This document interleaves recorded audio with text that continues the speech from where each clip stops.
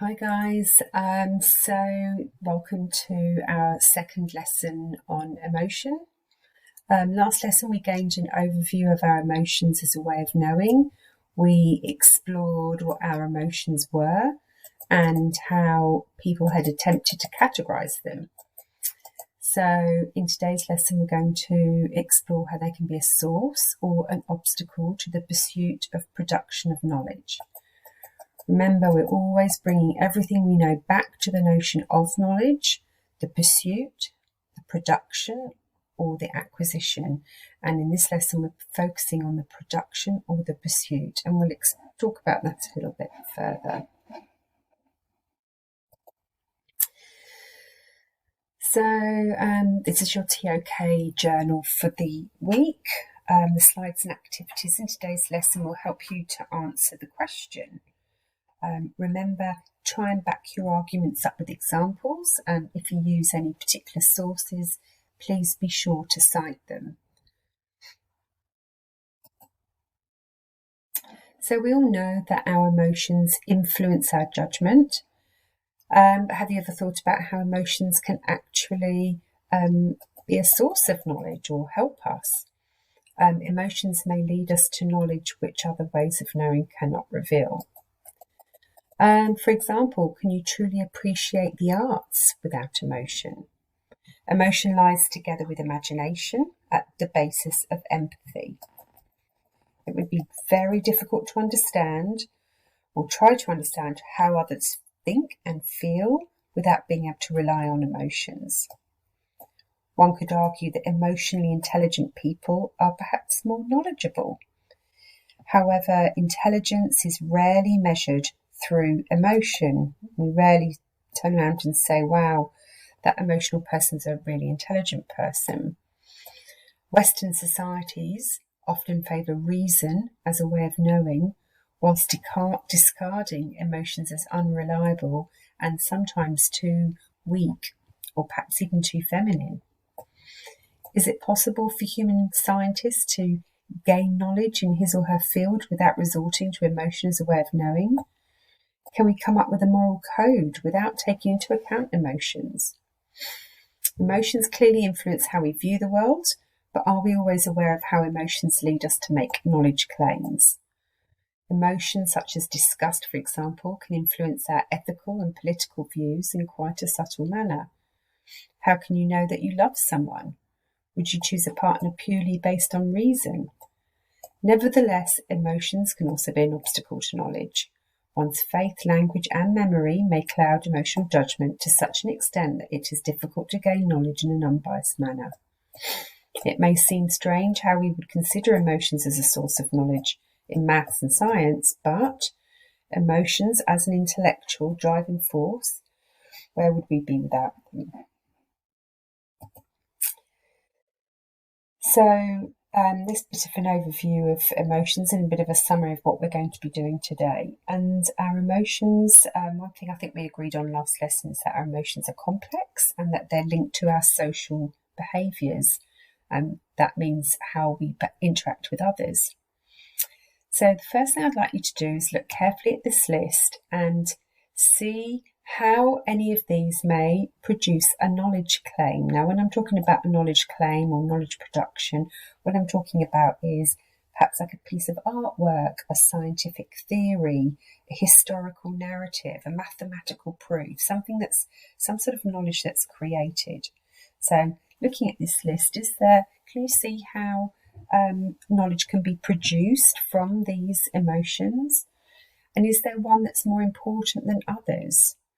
So what I'd like you to do is then choose from this list 4 of them, rank them in order of importance, and then just write a sentence to explain how this emotion might influence someone in the production of knowledge. So you'll need to pause this recording and do that now, please.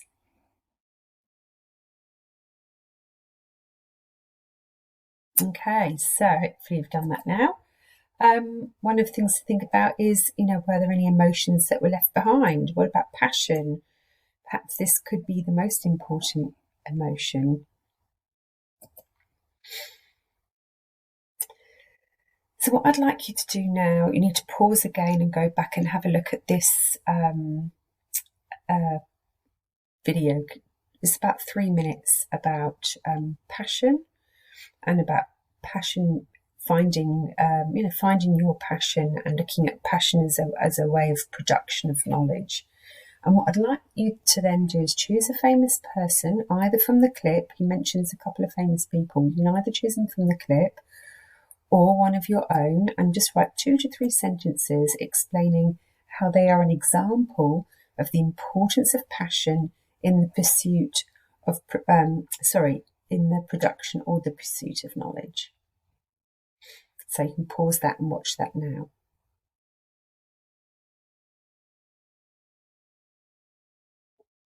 Okay, welcome back. So really then, just to sum up what we've looked at just in that first little section of the of today's lesson about emotion helping us and being being productive for us, so being a source of knowledge. Remember then that it can help us in the production of knowledge by igniting us to research a theory, to find a proof, to begin our artwork, to create a new technology. So it's the impetus to which it persuades us to engage in doing that activity. Our emotions can also help us to persist and not give up. Remember, all these things driven by our emotions.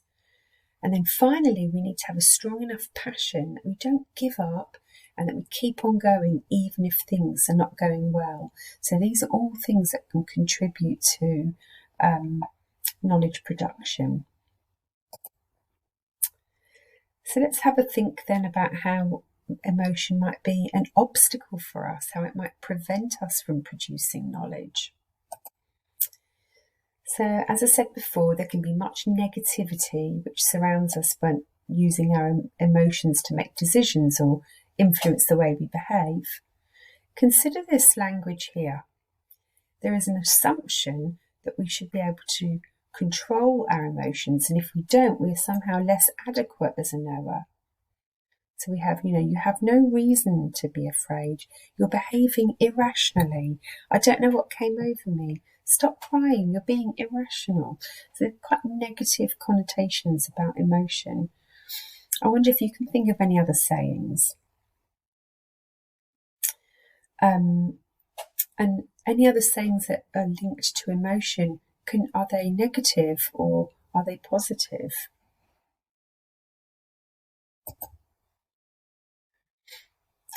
So have a look at these ideas here. I love this quote here from Aristotle. He says, anyone can be angry, that is easy. But to be angry with the right person, to the right degree, at the right time, for the right purpose and in the right way, that is not easy. And that's it's a great quote. So have a look at the next couple of examples here. So we've got Paul has arranged to meet Tom at 3 o'clock. Tom arrives at 3:02 and apologises for being late. Paul starts screaming and shouting about Tom's lack of consideration and completely loses his self-control. So there we might consider Paul as being irrational. He's just too emotional. His behaviour is just not acceptable. What about this one though? The hospital phones Judy with some terrible news. Her boyfriend has been assaulted and is lying unconscious in the intensive care unit. Oh dear, she says, that is annoying. I was hoping to play tennis this afternoon, but I suppose I'd better come and visit him. So here Judy might be considered to have too little emotion. And so it seems that there is indeed a fine balance between being too emotional or not emotional enough. And so in a way it shows us that perhaps showing too little emotion can actually be irrational as showing too much emotion.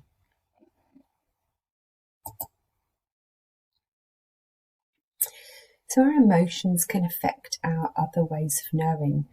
Emotions can have a very powerful influence on what we experience empirically, so what we see, what we hear, how we reason or justify, and then in the language that we use.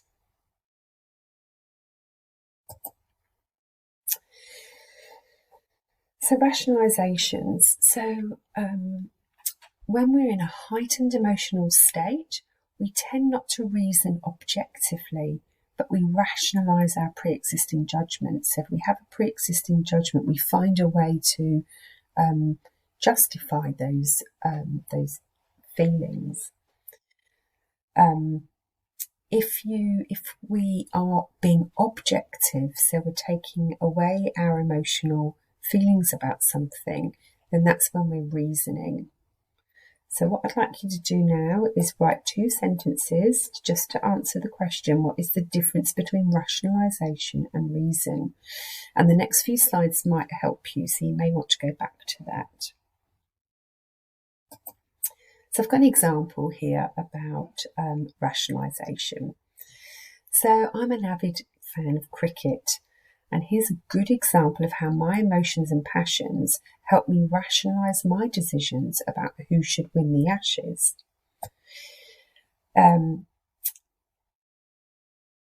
So here you can see that I've been watching cricket since I was a little girl, and I've obviously always supported England. And if England's losing, I will often rationalise the reason that they're losing is because the wicket's in poor condition, so the ball's not bouncing properly. Stokes is injured and can't play. The referee's bad. Didn't see the LBW when he should have done. Australia's just had a lucky day, and if only England had won the toss, and therefore I still believe that England deserves to win the Ashes.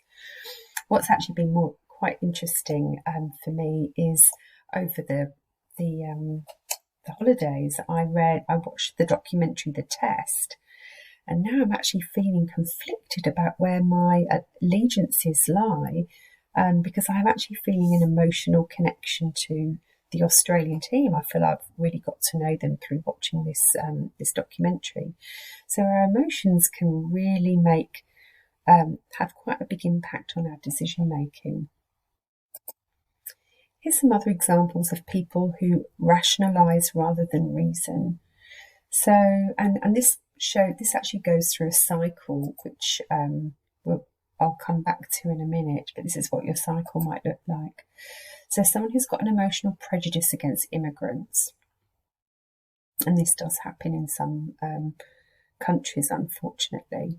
So first of all, they've got their biased perceptions, their sense perception is biased. They only notice lazy immigrants, and they tend not to see the ones who are hardworking. Then they make some sort of fallacious reasoning. They make a hasty generalisation based from very limited experience. Remember, he's blocking out the positives and can only see the negatives.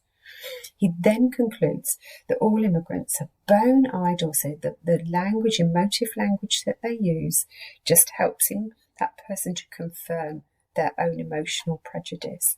So bone idle, they don't know the meaning of hard work, and this just helps reinforce that original prejudice. And so here we can see this cycle that we go through. So this is where someone, I feel very strongly about England, and I only see that the wicket is not very strong. I then decide that England should still win it, and then I might use emotive language about Australian being cheats or whatever it is that I want to do. And the same thing with that previous example. What I'd like you to do now is write an example of a rationalisation either you've made or perhaps you've known someone else to make. So or it could be one that you've heard or someone that you know. So I'd just like you to write down an example of rationalisation.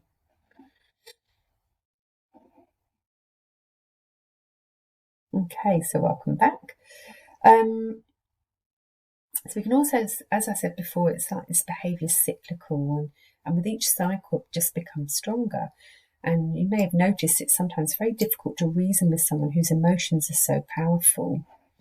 Just think about that one.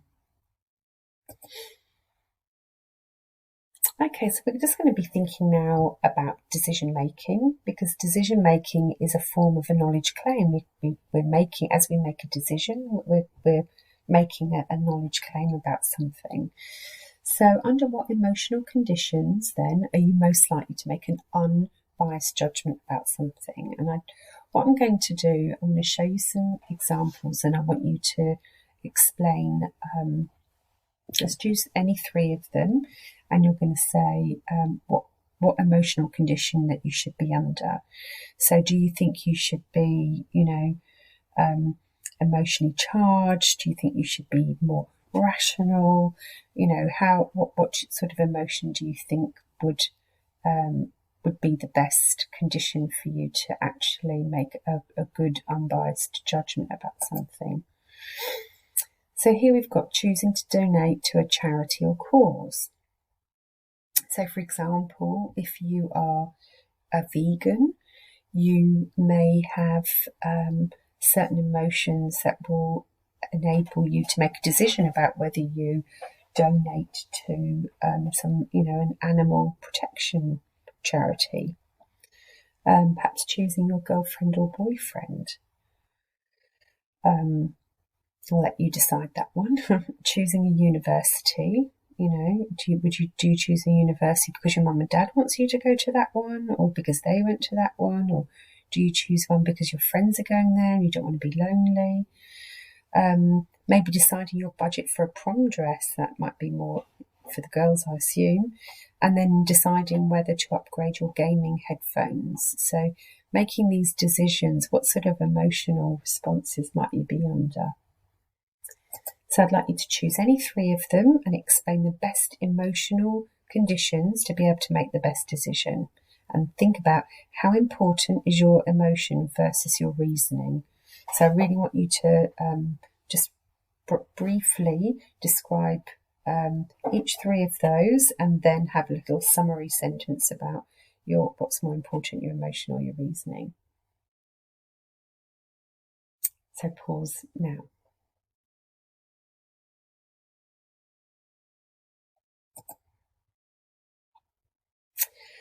Okay, so here's another little video clip. For anyone who's watched The Big Bang Theory, this is a great, funny little clip for 2 minutes. And you see these boys trying to make a decision very rationally. And I just want you to watch the video clip and explain what you learn, perhaps about our emotions in the decision-making process. And once you've done that, I want you to compare your answers to the answers on the next slide. Okay, so pause and enjoy the clip.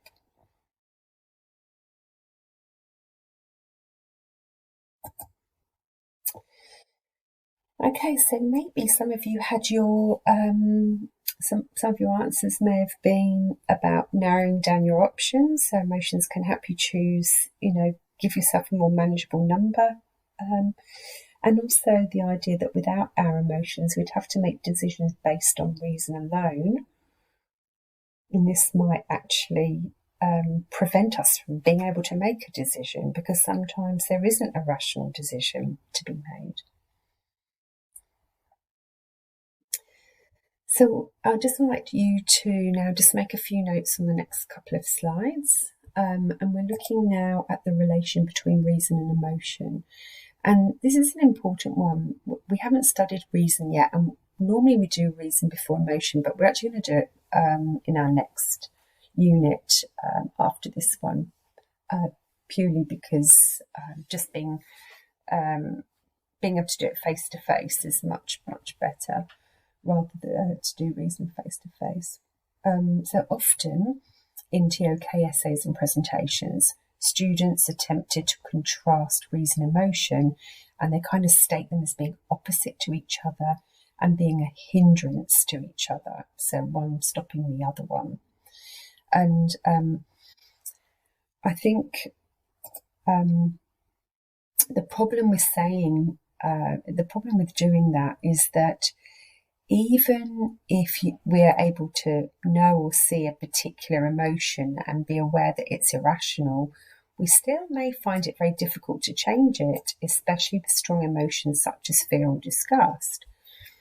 So, for example, would you be more or less likely to eat a chocolate in the shape of a dog poo? I mean, you're rational, you know that it's chocolate, like you know that, but it's very difficult for your emotion of disgust to be put aside? Equally, would you be more or less likely to drink apple juice poured out of a brand new bedpan? Same thing.